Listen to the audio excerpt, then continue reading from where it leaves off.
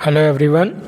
यहाँ पर यूपीएसआई का पेपर होने के बाद सबके दिमाग में बस यही चल रहा है कि यूपीपी कांस्टेबल का पेपर कैसा आएगा, इजी आएगा या हार्ड आएगा। तो उसी के बारे में हम बात करेंगे और क्या स्ट्रेटजी रहेगी उस पेपर को कवर करने की, उसके बारे में यहाँ पे बात करेंगे। उससे पहले हम आपको ये बता देते हैं कि यहाँ पर आपके 4 सब्जेक्ट कौन से रहेंगे जो पेपर में आने वाले हैं, जैसे सामान्य ज्ञान, सामान्य हिंदी, गणित और रीजनिंग।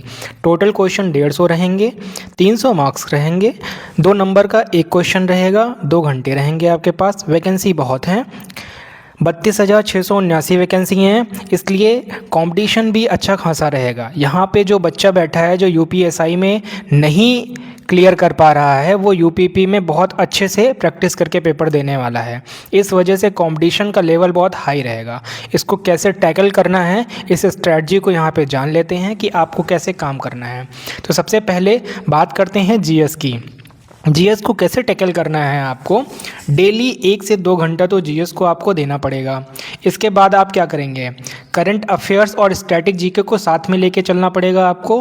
करंट अफेयर्स के लिए कोई भी मंथली मैगजीन फॉलो कर सकते हैं आप, किसी के भी पब्लिकेशन की आप कोई भी मंथली मैगजीन फॉलो कर लीजिए, कोई एक फॉलो कीजिए, 10 के पीछे मत भागिए। आपको जो स्टैटिक जीके का जितना भी सिलेबस है वो सारा आपको प्रोवाइड कर दिया जाएगा। मैं टेलीग्राम चैनल का लिंक दे दूंगा, वहाँ पर आपको टॉपिक वाइज सारा मटेरियल मिल जाएगा। ठीक, जीएस को देखिए सिलेक्शन बना भी सकता है और बिगाड़ भी सकता है। क्यों?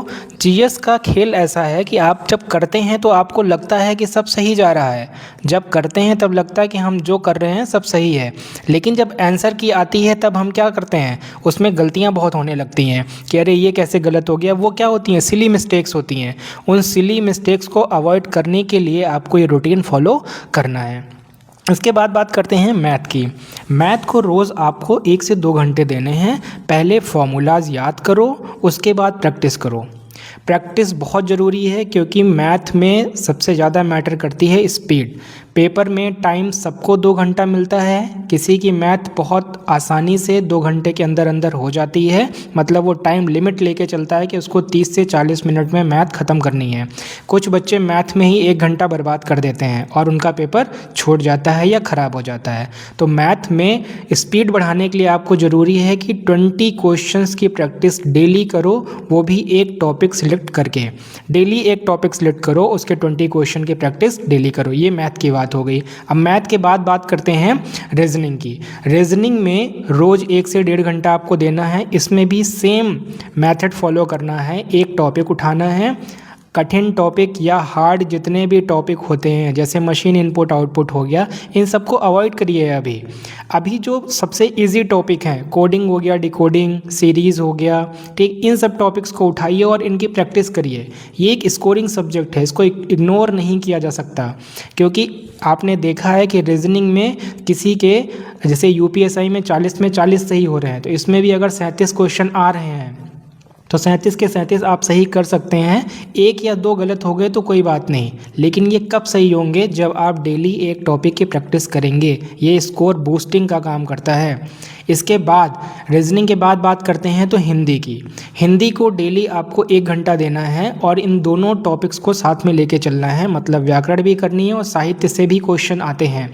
तो साहित्य तो रटने वाला है और व्याकरण समझ के पढ़ने वाला है। व्याकरण अगर समझ के आपने पढ़ लिया तो आपसे गलतियां नहीं होंगी। हिंदी देखिए आसान होती है पर गलतियां सबसे ज़्यादा यहीं पे होती हैं। अगर आप सीरियस हैं तो ये टाइम टेबल फॉलो करिए, मैं जो आपको नीचे बता रहा हूँ। जैसे कि 2 घंटे आपको जीएस पढ़ना है, 1.5 घंटे आपको रीजनिंग करनी है, ठीक है, 1.5 से 2 घंटे आपको मैथ करनी है और 1 घंटे आपको क्या करनी है, हिंदी करनी है। ठीक, हफ्ते में 1 से 2 मॉक टेस्ट जरूर लगाइए, ये बहुत ही बूस्टिंग का काम करेगा। स्कोर यहीं से आपका बढ़ेगा। जैसे ही स्पीड बढ़ेगी वैसे ही आपका स्कोर बढ़ेगा। आप ये करेंगे तो आप खुद ही देखेंगे आपके स्कोर में बहुत ज़्यादा चेंजेस आने शुरू हो जाएंगे। अब क्या गलतियां नहीं करनी है, जैसे मैंने पहले कहा था कि किन गलतियों से बचना है आपको। कुछ लोग होते हैं हर चैनल पे उनको पीडीएफ मिल रही होती हैं और पीडीएफ स्टोर करने लगते हैं। पढ़ते एक भी पीडीएफ नहीं है लेकिन स्टोर उनको सब करना होता है। तो ऐसे चीज़ों से बचें। पीडीएफ एक रखें, मॉक टेस्ट लगाएं, पीडीएफ पढ़ें, लेकिन पीडीएफ जितना हो सके लिमिटेड रखें। रिवीजन, बहुत से लोग रिवीजन नहीं करते हैं। सुबह पढ़ा हुआ शाम को भूल जाओगे अगर रिवीजन नहीं करोगे तो। रिवीजन करना बहुत ज़रूरी है।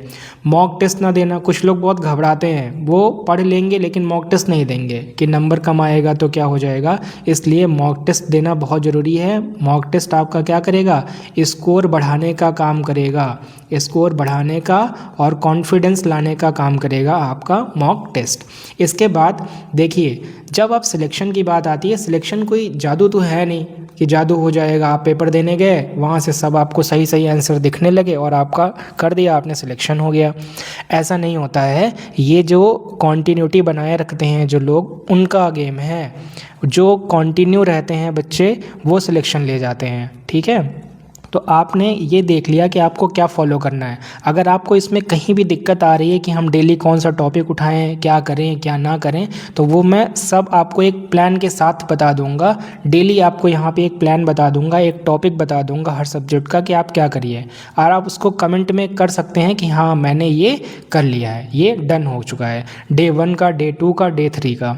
तो फिलहाल आप कमेंट करके फिर ये बताइए आप किस लेवल पर हैं, तैयारी कर रहे हैं। अगर आपको ये अच्छा लगा तो आप लाइक करिए, सब्सक्राइब करिए और कमेंट जरूर करिए ये बताने के लिए कि आप किस लेवल पर हैं, जिससे मैं उस हिसाब से आपका प्लान डिसाइड कर सकूं और उस टॉपिक को आप तैयार कर सकें। मिलते हैं अगली वीडियो में।